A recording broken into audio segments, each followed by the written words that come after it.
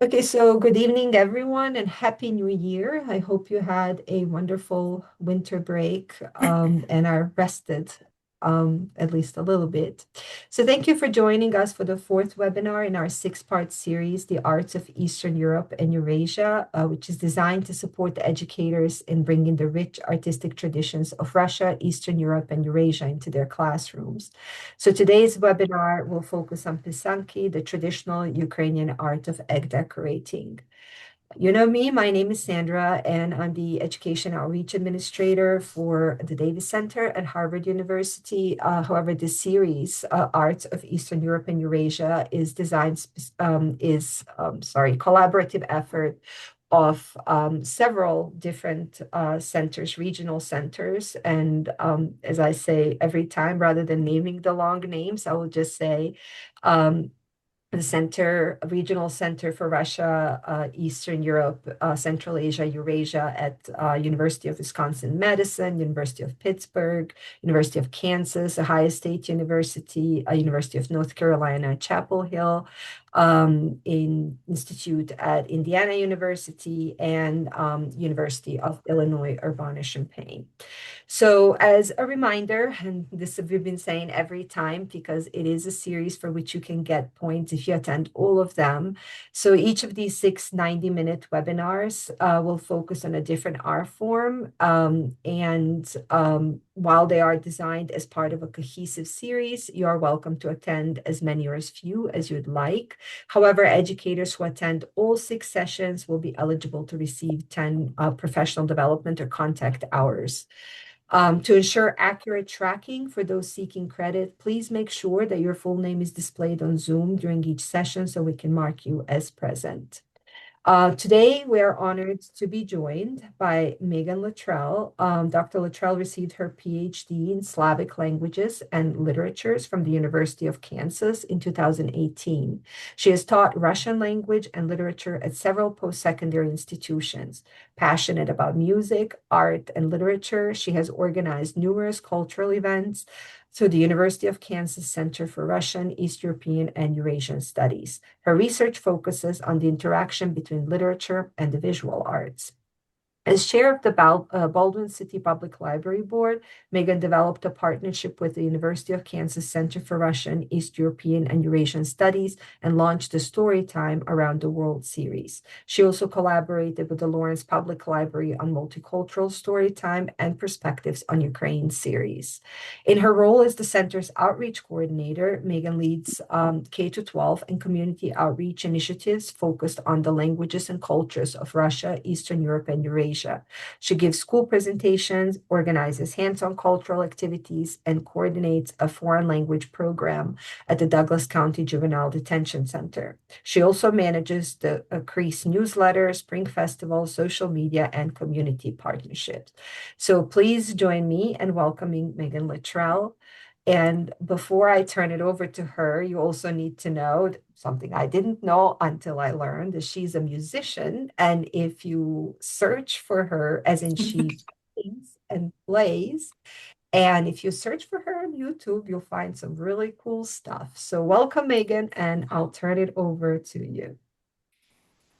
Thank you so much. I'm really excited to be here and share my passion for Ukrainian eggs with you. I'm going to share my screen here. Um, all right, I assume you can all see that. Wonderful.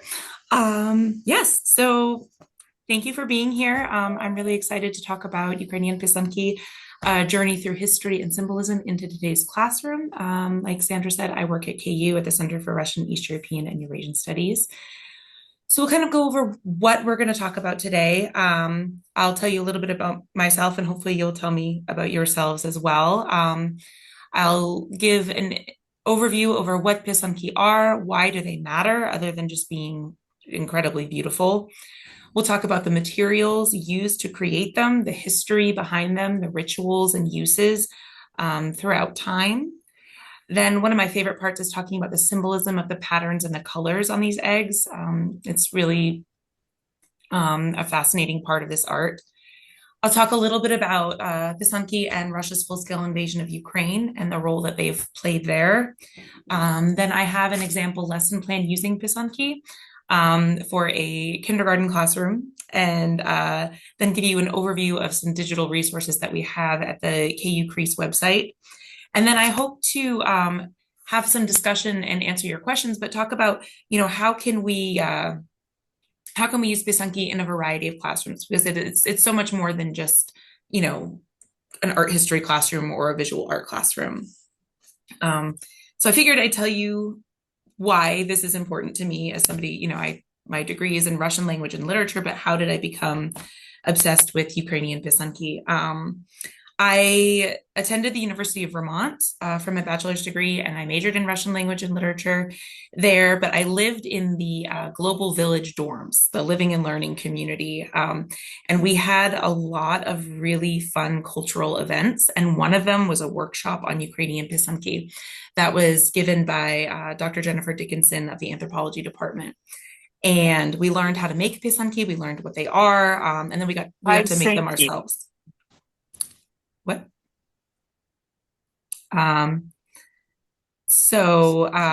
got my own materials and started making them myself. So you can see here are some of the ones that I made as an undergraduate. Here's one I made recently. I started making them, I started selling them at art fairs, and then I started leading workshops of my own many years later, one at University of Vermont, and then here at the University of Kansas. So I would love to learn more about you and what brought you here today. So if you want to just drop in the chat what you teach, and if you're not a teacher, why you decided to register for today's talk, that would be most appreciated. And I'll try to look at that as we go. I'll get this picture of me off of here and kind of get started. So what are these beautiful things? What are Pysanky? They are raw eggs that are decorated using an ancient wax resist method. And the word comes from the Ukrainian word pisati, which means to write. One pysanka, but more than one, the plural is Pysanky, and the art of making these is pysankarstva. So these designs are written in hot wax. So that's why we don't say that we paint these, but we write them, because you're using this tool called a kistka. You can see these here to write the designs. And when we talk about the symbolism later, you'll see that these really are kind of rich texts in their own right.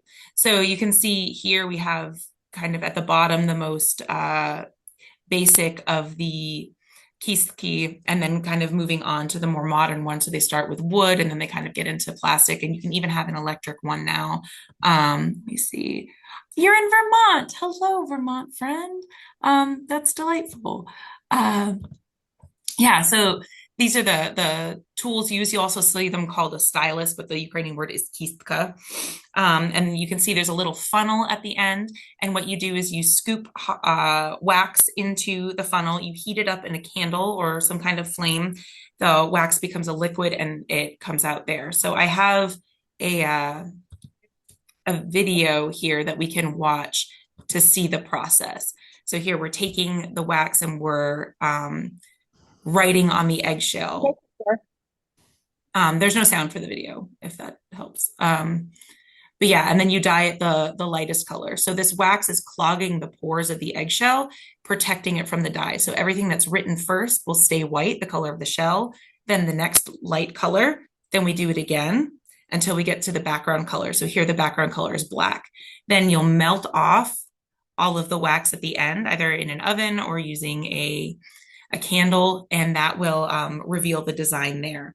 So it's kind of like batik, but on an eggshell. The layers of wax are melted off, and there's a really beautiful design underneath. So Pysanky are just one type of egg decorating technique in Eastern Europe and Eurasia, and I thought I'd just show you some other types in case it sparks your interest in these at all, if you want to go learn more about them. There's lots of different types. Some are these are azurki, and they are they're emptied out and then carved into a lace-like effect. These ones are etched, they're dyed one color, and then the design is scraped off there. They're called drapanki. These ones, the drop wax method, you'll see a lot in Slovakia and Czechia, where the shells are dyed one color, and then you'll use wax on there, kind of raised up on the top. A krashanka is just one, and a shell dyed one color. Then you have some that incorporate other art techniques. So this is a nalipanka, where Polish wycinanki, the paper cutting, is glued on there. You can see these with other types of materials too. Beads, for example, listovki are dyed, and then they have natural materials, so a flower or a leaf or something boiled in there with onion peels, and then when you take it off, the design is there on the shell. And then malievanki are ones that have been painted.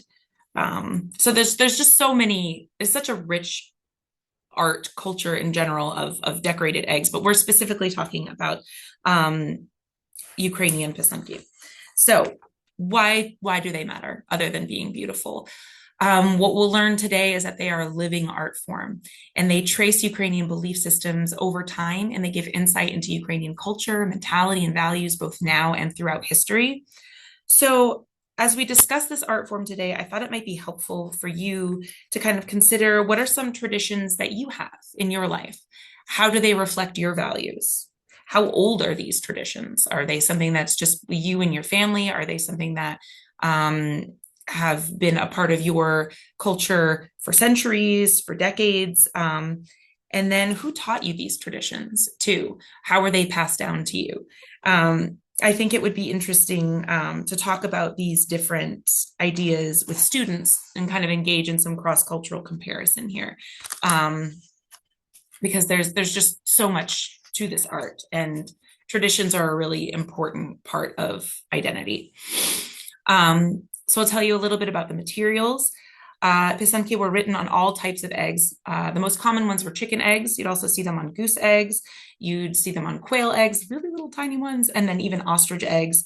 The most important thing, though, is that traditionally, long, long ago, that the egg was a full and, in theory, fertilized egg. Why? Because these are symbols of fertility.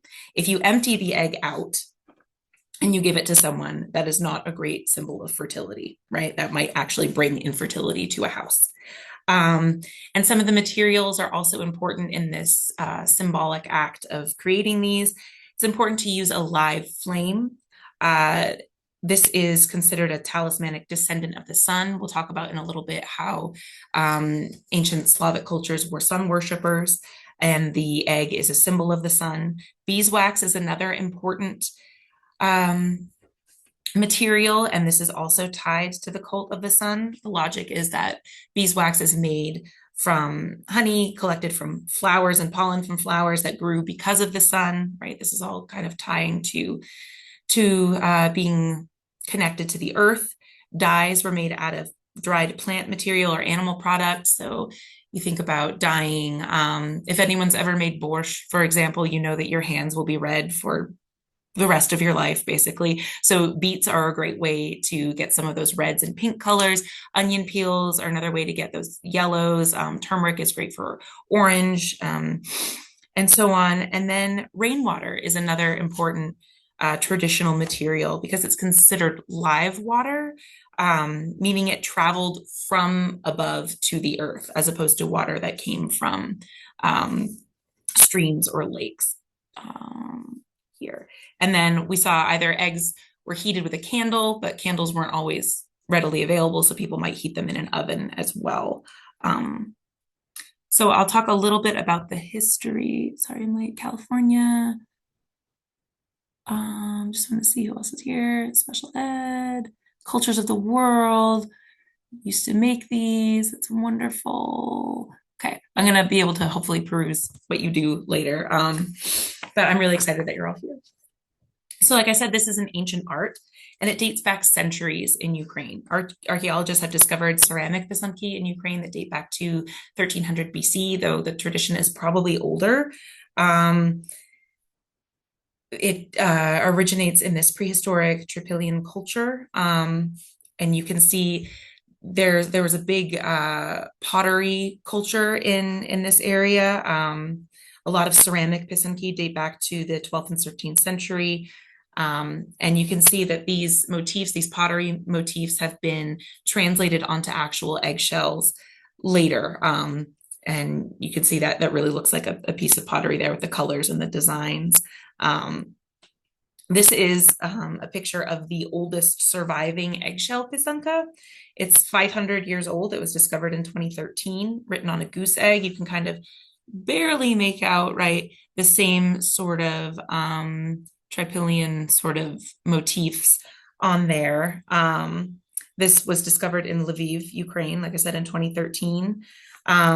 People have been writing on these eggshells for centuries. It's just that they haven't really survived, right? So that's why people find older examples of the ceramic eggs, but most likely people were also writing designs on actual eggshells as well. They just didn't survive centuries. In 988, Kievan Rus under Vladimir the Great adopted Christianity, and so there was a shift. A lot of times when people say adopted Christianity, they think it was just kind of, all right, now we're Christian, but it was really a very slow and gradual transition. And you start to see Pysanky being reinterpreted through a Christian lens. So before, a lot of these symbols were pagan in nature, and then they were reassigned meaning through Christianity. So people are making these, some as, pagan ritualistic symbols, which we'll talk about in a minute, and then others as a part of Easter. They're beginning to be associated with the Christian holiday of Easter and rebirth, instead of being this kind of symbol of rebirth of nature in the universe. The eggshell kind of more becomes about the tomb from which Christ was resurrected. Then we come to the 19th century, and there's a real boom in Pisankarstva, and less as a ritualistic art form and more as a decorative art form. People start making them to sell them. A lot of the people selling them are the Hutsuls, and they're selling them in Ukraine as well as in the Austro-Hungarian Empire. So it's becoming more an art for art's sake sort of thing, a beautiful decorative object, as opposed to something used for specific rituals. Then we come to the Soviet period, and there's a suppression of Pisankarstva under Soviet rule. Again, these are tied with religion, whether it be pagan religion or more recently Christian religion. And the Soviet Union was a society without religion, so these were banned under Stalin specifically. As a secular state outlawing religion. A lot of Pysanky were destroyed during the Soviet times. Soviet authorities destroyed a lot of churches, and that's where a lot of these collections would be. So a lot of them were lost. Luckily, people in diaspora, especially a lot of people in Canada, were continuing to make Pysanky. So it kind of kept the art form alive until after the fall of the Soviet Union in 91. There's a big resurgence of Pisankarstva after the Soviet collapse. There's a Pysanky museum that opened up in the late Soviet period. You can see there's a picture of it there. It's actually, part of it is shaped like an egg. And the Pysanka becomes a real symbol of Ukrainian culture. And we'll talk about this soon, but after Russia's full-scale invasion of Ukraine in 2022, the Pysanka becomes a symbol of Ukrainian culture in resistance to the Russian cultural war on Ukraine. UNESCO, or the United Nations Educational, Scientific, and Cultural Organization, officially recognized the Ukrainian tradition of egg decoration as part of the intangible cultural heritage of humanity last year. So it's really become a symbol of Ukraine. If you Google Ukraine, right, this is one of the things that will come up. You'll see probably a sunflower, you'll see the Ukrainian flag, and you'll see a Pysanka, right? It's really kind of part of this symbol of Ukraine. So now we've talked a little bit about why, but now I want to talk about who is writing these. It's not just anyone. Originally, Pisankarstva was an art only made by adult women. The art was passed down from mother to daughter for generations, and it's this conscious cultural heritage. The art was not considered a children's activity In the United States, we really think of Easter egg decorating as something we do that's fun for kids. But it's considered important ritualistic work. So it's done by adults after the kids have gone to sleep. And it's done by women, which I think is really interesting. So after kids are asleep, after the work of the day is completed, Pysankarki, so that's a Pysanka artist is called a Pysankarka. They would sit down at night and start writing Pysanky. More complicated designs took a lot more time, so they would take several nights to do this.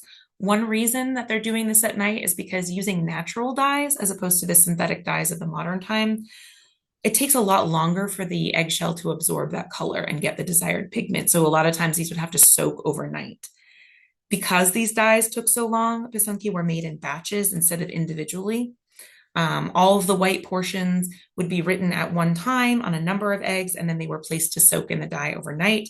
And then the work continued the next evening, and so on and so forth. Different regions in Ukraine designated different times for writing Pysanky. For example, in central Ukraine, people started writing them during Lent, but in Western Ukraine, people made them during Holy Week or the last week of Lent. There are certain days that you are not supposed to write them. For example, on Palm Sunday, people thought that this might spoil the egg. So again, a really beautiful tradition passed down by generations of women. And so thinking about the original uses of these eggs and why this was considered, like I said, important work. There's a lot of folk beliefs around this art form. They were really considered talismans, right? People believed that these eggs had the power to help them in their daily lives. People gave them as a sign of good wishes, as help protecting people from harm. So it was another way to ensure that the return of spring would happen, that the sun would come back again after a long winter. There's this idea in Slavic folklore of people really being participants in the cycle of life. There's a lot of cyclical views of time, and people are active participants and doing these specific rites, whether it's caroling during the winter solstice or making Pysanky, that doing these things helps move that wheel of time, right? So this helps return spring after a long winter, return the sun. It also ensures the fertility of crops, livestock, and the household. People thought having these in the house would bring wealth and good fortune, protect against fire. They were put in mangers of cows and horses to ensure safe calving and colting, having a good milk supply. Beekeepers would put blessed eggs in their beehives. People would put them in the fields or in the nests of chickens to encourage laying. So really this idea of fertility, if you think about an egg, right, as a symbol of fertility, it makes sense. People also gave them as gifts to family and friends. After Christianity was adopted, people would start giving them on Easter morning, having them blessed in the church. I mentioned also protecting the household from disaster, from disease. When we talk about some of the design symbols, it also is a protection against evil spirits and demons. People think of these as really just associated with Easter, but they're also associated with death and the ancestors as well. It would ensure the rebirth of a spirit after death and passing on to the next world. So people would put these in coffins and by graves as part of ancestor veneration. A lot of the ceramic eggs from ancient times that were actually found in graves of children and adults, usually women. We'll get to that in a second. And as I mentioned, the process of writing these is considered a holy ritual, right? Specific prayers were said during the task. People would grind up the shells of broken Pysanky into a powder and mix it with feed for chickens to promote fertility.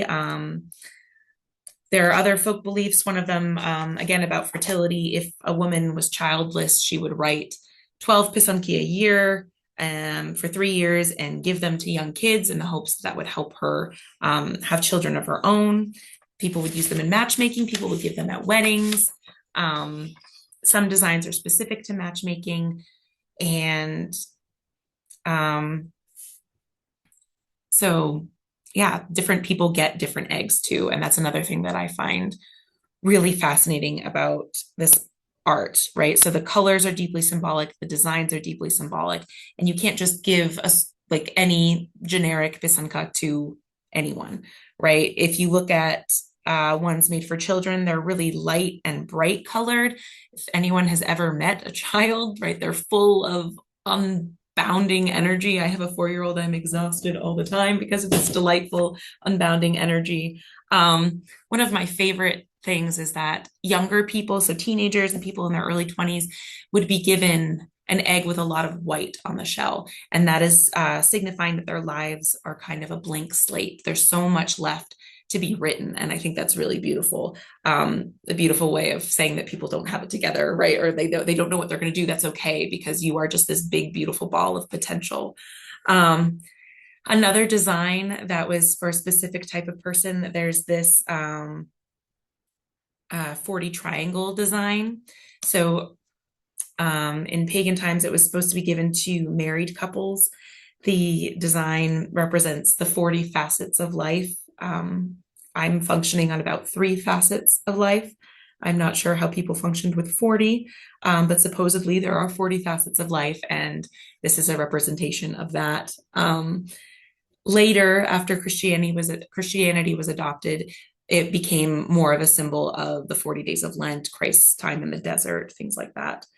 And then elderly people would receive these darker colored eggs, a lot of black and white, with a lot of symbols. We'll talk about these in a minute, but the eternity band, gates, ladders that represent ascension to heaven. And these designs would also be used for ancestor veneration. They would also be placed in graveyards or put in coffins. So again, different people are getting different eggs, which I think is fantastic. So the original symbolism of Pysanky, as I've mentioned a few times, is pagan. And I've talked about sun worship, but I'll talk a little bit more about that. The egg began as a sun symbol. If you've ever cracked an egg open, if you've ever made eggs sunny side up, you can understand why these might be a symbol of the sun. The egg is also a widespread symbol of renewal and life in general. And it was a symbol of spring, rejuvenation, the earth after winter. And in many cultures, including several Slavic cultures, Ukraine included, the egg was a symbol of the original source of creation, the egg from which the universe was born, sometimes called the cosmic egg or the world egg. So this idea of continuing the universe year after year. Ancient Slavs were very connected to nature, and the sun god Dashbog was one of the most important deities, considered the god of fertility and giving.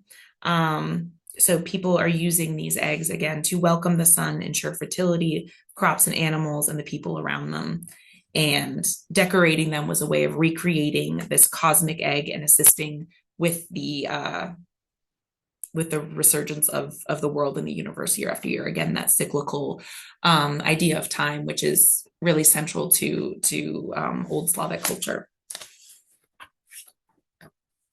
So color is also really important. We mentioned that a moment ago, looking at the different types of colors used for different people, but then there's also just kind of general color symbolism too. I want to mention that pisankarstva is a living art. So symbolisms develop and fade with time, and they vary by region. So there really is no one-to-one correlation with the symbols or with the colors. These here are ones that are kind of generally agreed upon, but just know that it's not a one-to-one correlation here. You can see a lot of these color symbolism too in other Ukrainian art forms, like in Petrikivka painting or in Ukrainian embroidery too, which is really interesting. So some of these, you'll see black as the center of the earth, darkest time before the dawn, the absolute. A lot of times people see black as a negative color, but not really, right? It's black earth. It's the really rich, dark earth of Ukraine that makes it such a fertile place. This is a really positive thing. The other world is not necessarily a negative thing, right? It's just another part of this cycle of life. Red is an important color in Ukrainian culture. Happiness, hope, passion, blood, and then later on, the ministry of the church. You see a lot of Ukrainian embroidery that uses red and white together. Green, spring, resurrection, hope, freshness, nature. Blue with the sky, fidelity, truth, good health. White has kind of been a universal symbol of virginity, purity, and light. Orange, again, tying back to this idea of the everlasting sun. And then yellow as well. And then you see some specific color combinations too. Red and yellow, red and white together. Really, this idea of protection from evil. You see a lot of red and white embroidery in Ukraine. And then black and white too, as this idea of ancestor veneration, respect for the spirits, and also mourning. So, like we saw on this slide, a lot of these black and white eggs would be given at funerals, given to elderly people. And that sounds really harsh, but it was not a bad thing, right? And then we get into other specific designs. So this is why we say that Pysanky are written, because it's really a written code, right? These are texts, which I think is really interesting. So some of the more common designs here, you'll see rishetto, or this netting, a protection from evil spirits. It usually fills other elements, like you can see it here filling these diamond shapes or filling triangle shapes. It later on was reinterpreted through Christianity as kind of this idea of Christ fishing for men. Wheat is another important one. Good harvest. Ukraine is a really agricultural, agrarian culture, so there's a lot of references to agriculture and the harvest here. Spirals are really interesting. You can see this one here with the black and white spirals. It's an ancient depiction of a snake, or the pagan god of earth and water. It was a protection symbol as well. Evil spirits would get lost and trapped inside of this spiral, just as they would in what's called an eternity band. An eternity band, they would land on the Pysanka inside of these bands. So there are these lines that go all the way around. They have no beginning and they have no end. And the evil spirits would be trapped inside. These are also a symbol of immortality, infinity, motion, harmony. A lot of these really great ideas.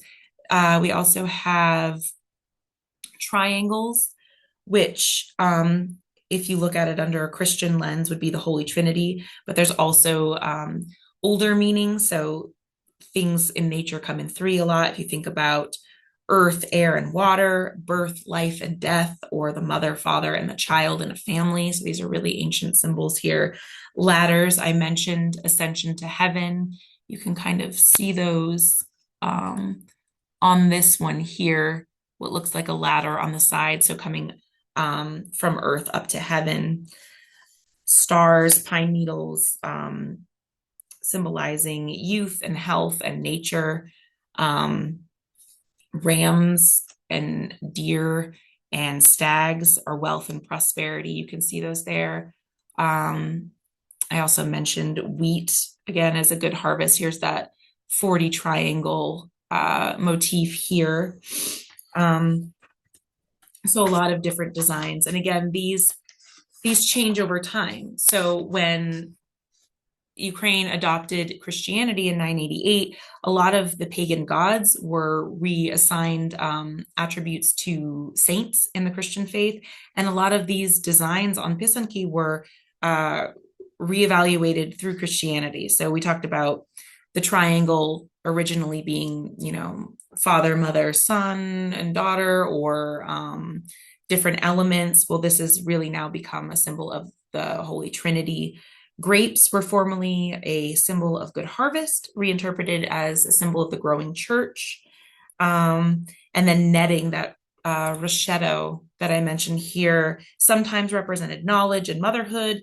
And now it's more of a symbol of Christ telling his followers to be fishers of men. So this can go on. I could talk about this forever, but it's one of the things that I really love about this art is that it's a historical record, right, of Ukrainian culture. It shows how a belief system and an ancient culture has shifted over time, but it's this one really beautiful constant. I mentioned earlier that these eggs are now taking on a new symbolism during the war with Russia. It's already a symbol of life and rebirth, but it makes sense that people would gravitate towards this art form as a symbol of hope for Ukraine during the war with Russia. In spring 2022, a few months after the full-scale invasion, I don't know if you've heard of the nonprofit Razom for Ukraine, but it's a really great nonprofit, and they held a fundraiser for humanitarian relief in Ukraine for and displaced families by selling Pysanky. And then there's an artist who worked with the Ukrainian Institute of America in New York City, and she invited members of the public. Here's a Instagram post that she made, inviting people to contribute Pysanky to this living display in New York. She's a New York-based ethnographer and Pysankarka. Her name is Sofika Zielik. She curated it, and you can see in her post, she's saying, "We are all Ukrainian, an invitation to join me in an ancestral response to the aggressor. Everyone defends themselves with the weapons they know best. As a Pysanka artist, my weapon of choice is an ordinary egg." So she, in her display in this,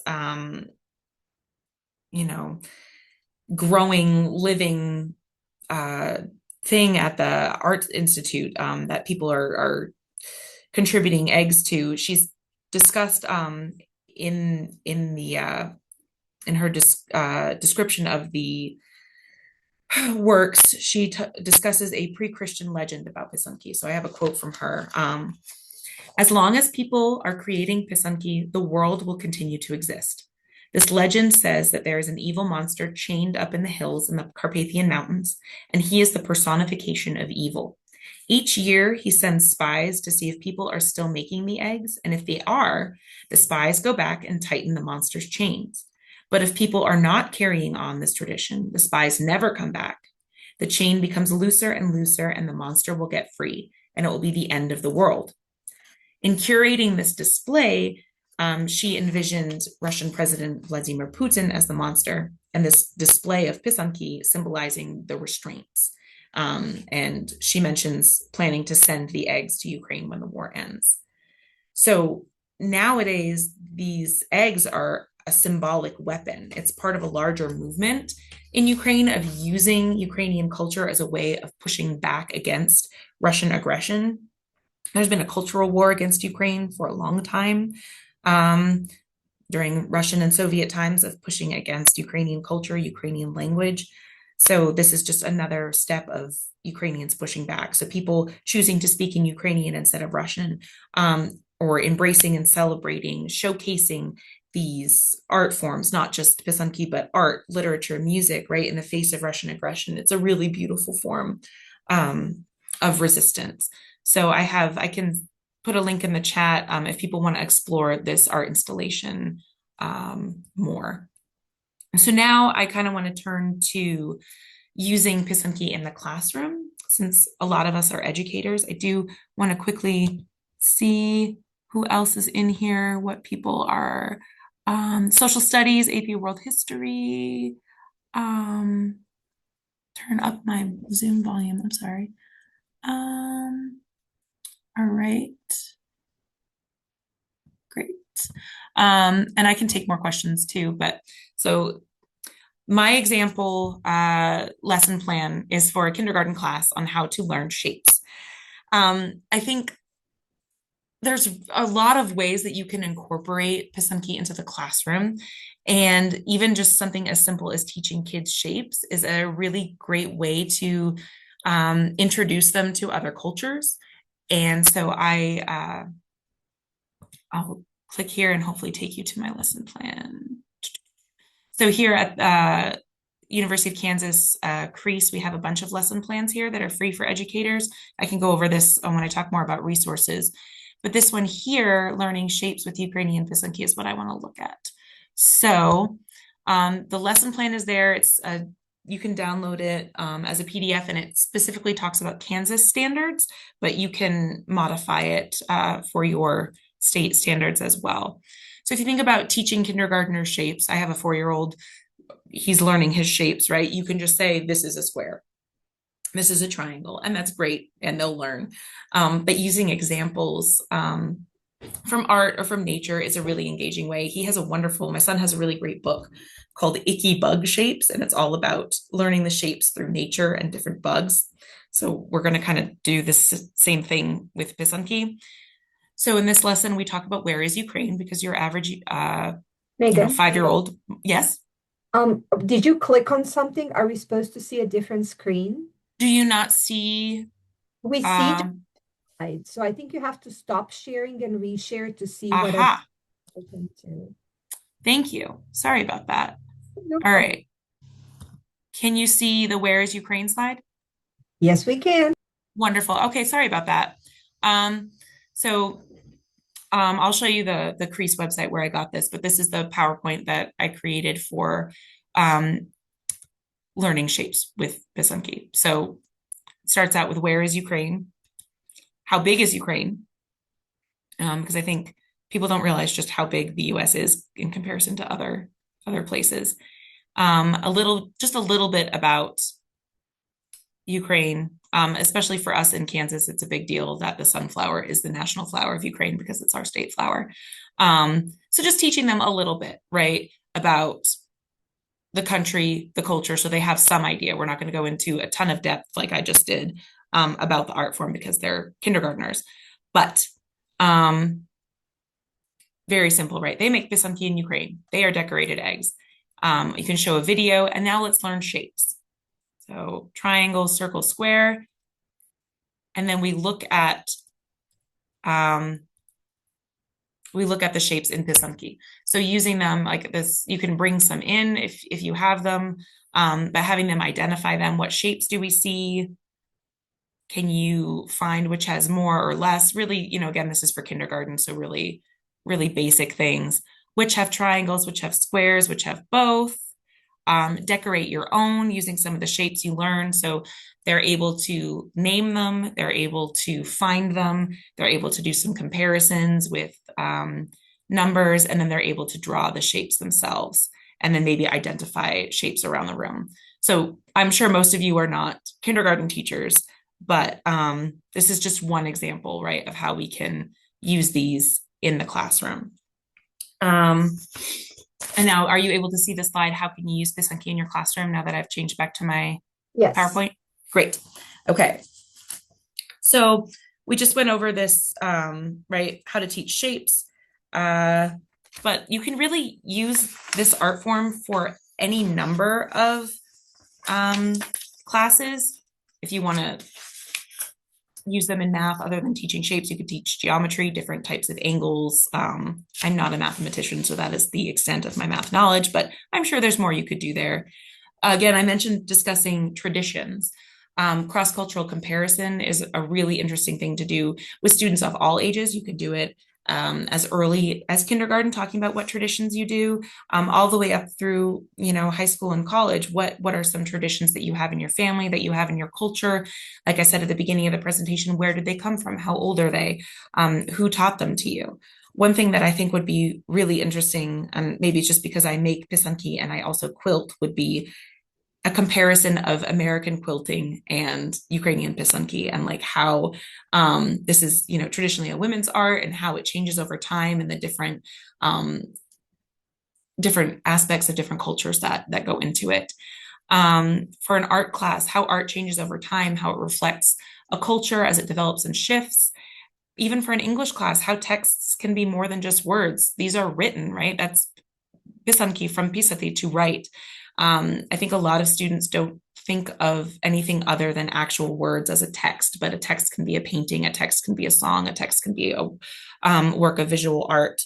And then art as resistance and a form of peaceful protest too. This would be great for a social studies class if you're talking about civil rights movement, for example, or any revolution throughout history, talking about art as protest, art as resistance.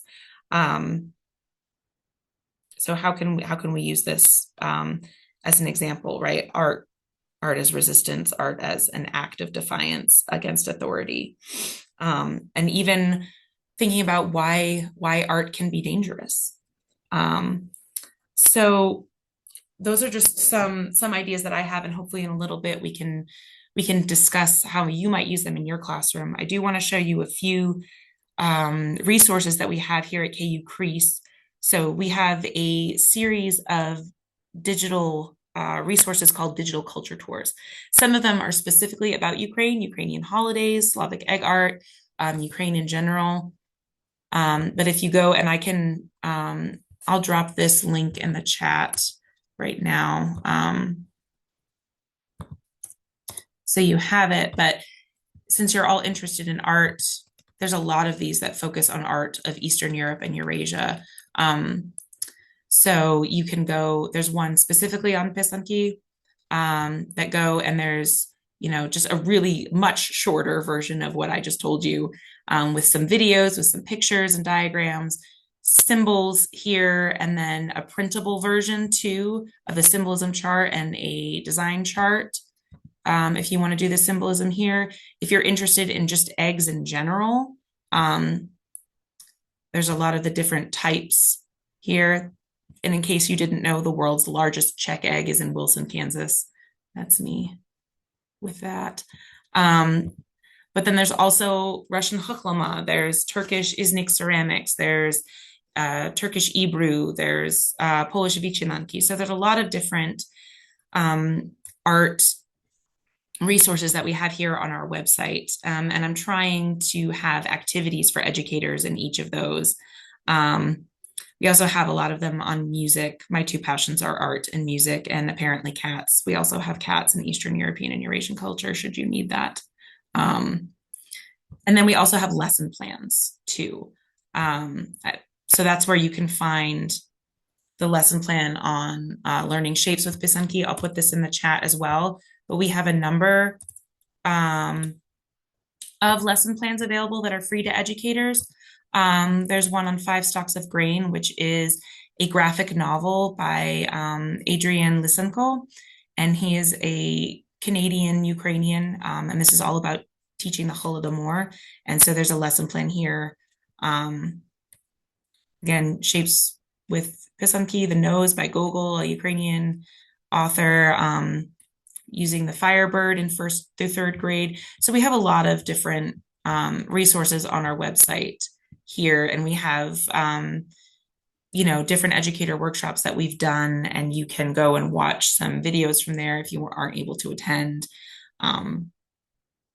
those. So let me come back to here.